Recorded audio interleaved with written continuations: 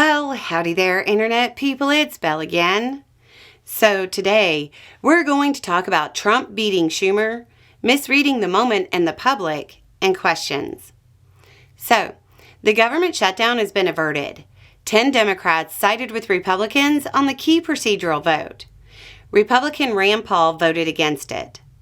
Some of the Democrats who voted to move the resolution ahead and through the filibuster then voted against the actual continuing resolution.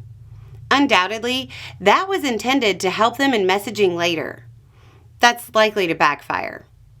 The Republican Party moved their continuing resolution through the Senate even though Democrats fully had the power to stop it. And as far as I can tell, the only concession they got was $1 billion in funding for the city of D.C. Schumer was praised by Trump and called out by his own party. Then we have questions. Belle, in your first video, you explained that there were actually upsides to letting the resolution go ahead. Why is it now just all bad? In that video, I went over both options and explained how each has its pros and cons. One of the key benefits of allowing it to move ahead was that the Democrats didn't have to do a lot of messaging. They just had to rely on Republican dysfunction. They instead chose to message like they were going to block it and then back down, giving Republicans a win and uniting them, reducing their dysfunction. The other question is whether this is a strategy to let Republicans run wild before the midterms. An accelerationist strategy could have been used here, but when you look at the Senate Democrats that voted to let this get past the filibuster, that's ridiculously unlikely. They're pretty much all institutionalist. If it had been the progressives that did this, sure, maybe that's the plan. You know, let the people feel the effects before the midterms to encourage voter turnout. But I just can't believe these senators have adopted that plan. Normal politics is that it's bad to allow a government shutdown. This isn't normal politics, and the Republican Party has desensitized Americans to the prospect by years of saying that they're going to do it.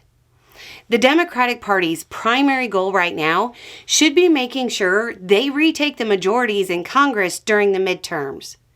As the minority party, that's less about what you do and more about how you do it. It's especially true as the minority party. It's true of all politics. I mean, think about the stock market went into correction. Tens of thousands of people are being fired.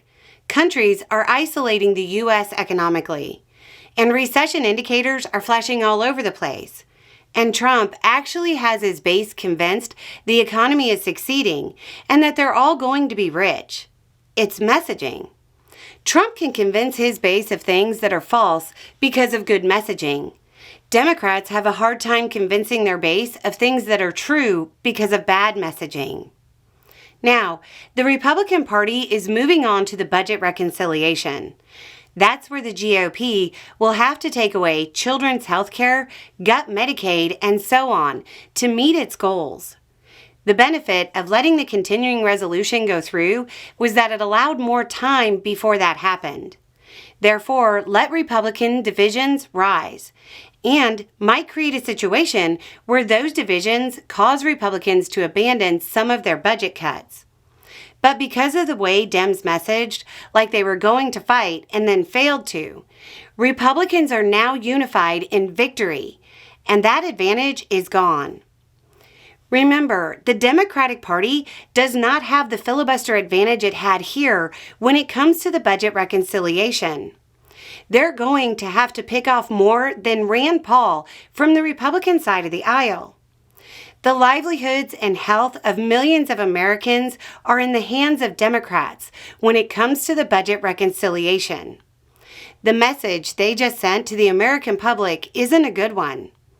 Basically, the only thing standing between cuts that will devastate the working class and those in poverty is Republican infighting.